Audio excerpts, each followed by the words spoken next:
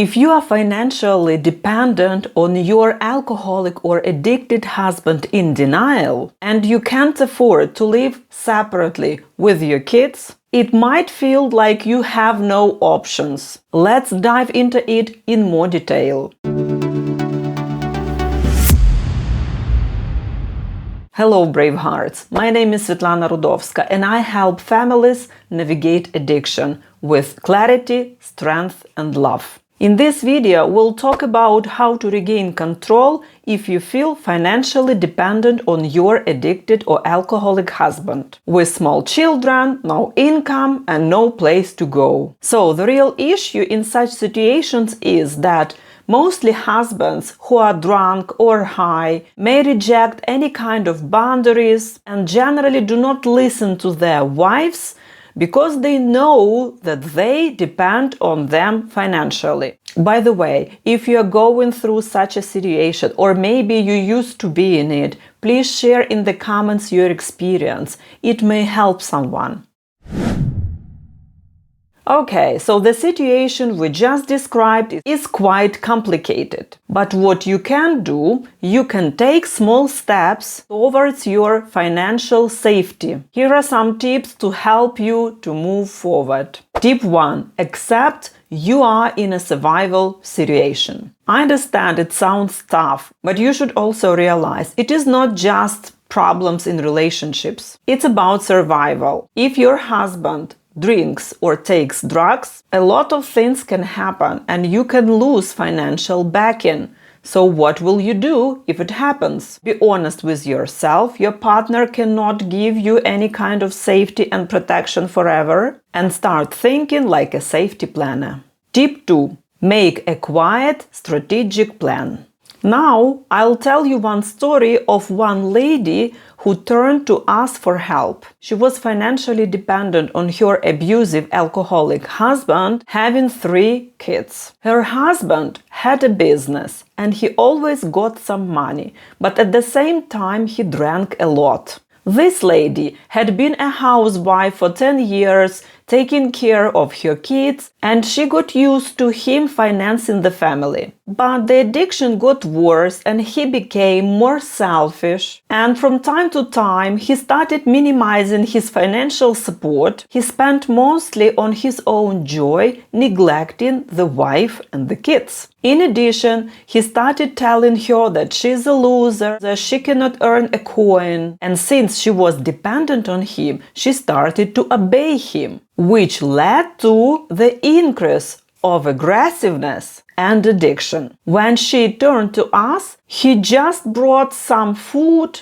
but even didn't give any kind of cash for school or any kind of necessities for his own kids. Our advice to her was to understand that her life would never be the same. And the reality was so that she had to adapt to a new life situation. She lived in an abandoned house, which one charity provided to her, and was a bit dependent on churches or charity organizations. Of course, this is a sad story, but this lady didn't face the problems in one day. There was a process. And if you are in a situation like this, then you should think of financial independence. Be wise. Start acting earlier till a disaster happens. So the advice is start with some small actions. For example, set aside any money you can. Even small amounts, grocery change, food or gift cards. As soon as your kids are in the kindergarten or maybe somebody can babysit with your kids, you should find at least a part-time job or a temporary job. And do not neglect job opportunities. Do not think of some high earnings if you have no work experience. And one more tip here,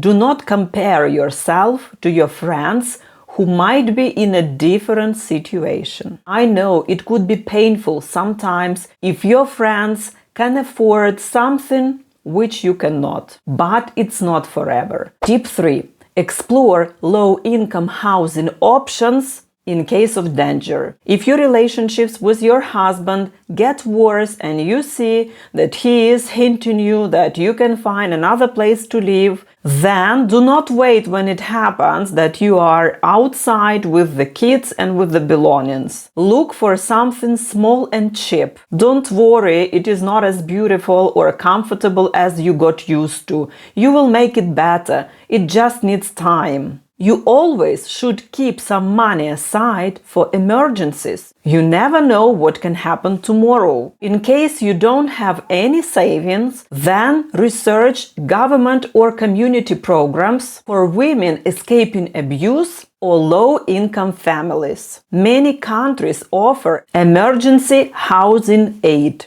In case you manage to find a place you shouldn't pay a rent. This is the best for you, even if you have some savings. I know it sounds shameful, but it's not forever. You'll cope with it. Tip 4.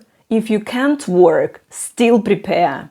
If your kids are quite small and you can't work, you still can look for some training programs or courses for later. Also, educate yourself. Start bookmarking about ways how to save, how to make money, how to find a job in the sphere you can work, and also learn about some legal rights. Free legal aid services exist for mothers facing abuse or financial instability. And finally, build a list of contacts who can help you. Your old friends, social workers, women's group, churches, charities. If you prepare now, you will be ready then in case you need to act.